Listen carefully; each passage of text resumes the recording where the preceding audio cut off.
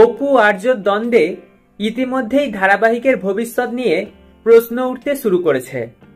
কারণ অভিনেত্রী জানিয়েছেন তিনি চ্যানেলের সিদ্ধান্তের জন্য অপেক্ষা করছেন। দিতিপ্রিয়ার কথায় পরিস্থিতি এমন হয়ে দাঁড়িয়েছে তাতে দীর্ঘদিন চালিয়ে যেতে পারবো বলে মনে হয় না। ওই মানুষটার সামনে দাঁড়িয়ে শর্ট দিতেও তো এরপর আমার অসুবিধে হবে। অন্যদিকে আর্য জিতুর মত, কাছের মানুষ থেকে চ্যানেল, প্রোডাকশন সকলেই আমাকে চেনেন। আসলে যে বা যারা এই কাজটা করেছেন সেটা গাত্রদহ থেকেই। এর আগেও আমার বিরুদ্ধে কুৎসা রটানোর চেষ্টা হয়েছিল। ইতিমধ্যেই চ্যানেল কর্তৃপক্ষের সঙ্গে কথা হয়েছে এবং তারা জানিয়েছেন তারা আমাকে বিশ্বাস করেন, তাই কারোর জন্য কাজ আমি ছাড়ব না।